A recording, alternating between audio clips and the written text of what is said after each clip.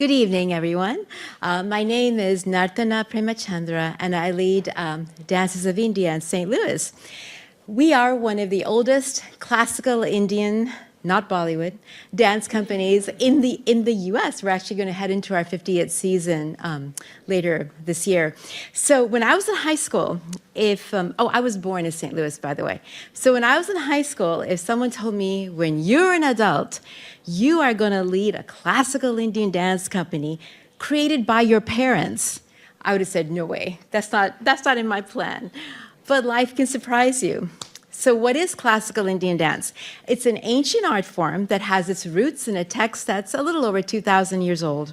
It's very rhythmic, it's very dynamic and colorful, but what makes it so, I think, very, very unique is the fact that we tell a depth of stories with our hands and our expressions. So for example, a brand new day.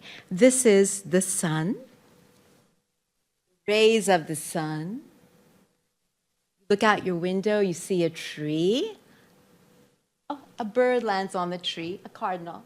Another cardinal joins it, and then they fly away. So that's how we tell stories. So we have danced a lot around town. My gosh, we've danced in schools, museums, libraries, community centers, corporations, all around St. Louis. And this all started because when my parents came to the US, my mom had danced her whole life and she wanted to teach here. And my dad was a research scientist in the field of endocrinology. And he loved music and dance from all over the world. So together they created Dances of India. So one of my earliest memories of performances was dancing at the VP Fair. This was a big fair on the Arch grounds for America's birthday, the July 4th weekend. And I remember like trudging up the hill and I'd be in my costume just, sweating and my makeup is dripping. And then you get to the stage and the sun's been beating down upon it all day. So we can't dance on it because we dance barefoot. So then the organizers pour ice on the stage, but now you have a slippery, wet stage. So, you have to wait a bit to perform. And but those were fun performances. The audiences were fun. There were always the bare-chested guys holding their bottles of Budweiser there, But, you're never guaranteed an audience when you perform. So I remember once dancing in a corporation in Clayton, a big funder of the arts. And we were dancing in a cafeteria for lunch at lunchtime. And there were just 3 people watching. And I told my dad, this is pointless. And he said, just dance. And I said, well, that's easy for you to say. You don't have to learn the dance. You don't have to practice it. You don't have to wear the costume and the makeup and jewelry. And well, he just ignored me. Then a little while later, I danced at this beautiful home in Huntley. I danced on the on the gazebo. And then right opposite me on the patio were lots of people drinking alcoholic beverages. This was a fundraiser for an arts organization. And when I danced, no one watched. No one watched at all, except the bartender, who I talked to afterwards, actually.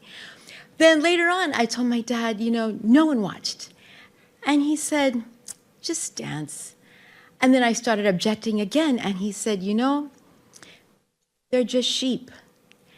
And then I understood that my dad knew that for most people, they're indifferent to classical Indian dance. Most Indians are indifferent to classical Indian dance. It's just a traditional art form. So, and at the same time, I began to understand, although this took me a while longer, that I was heading on a different path, an artistic path, perhaps opening the eyes for other people with what I'm bringing to them. So my dad's admonitions taught me 3 things. 1, you show up. When you say you're going to do something, you show up and you give it your all. 2, dance is something so unique. It unites your body, your heart, your soul, your mind in a way that almost no other profession does. And I tell kids in school nowadays, dance, if you dance, is something AI can never take away from you. AI will never take me over. And 3, audiences can surprise you. So one day, a young girl named Hope, an American girl, joined our school. And my mom has taught people from all over the world, all religions, ethnicities, genders, etc.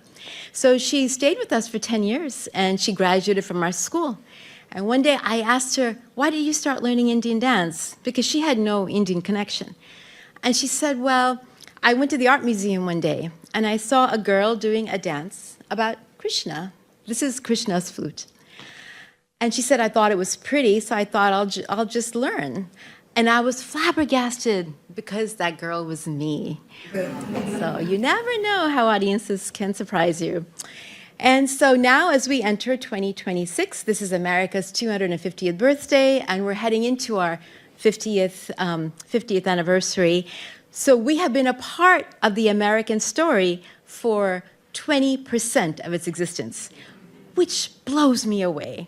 I never could have imagined that. And to think it all boiled down to my dad saying, just dance.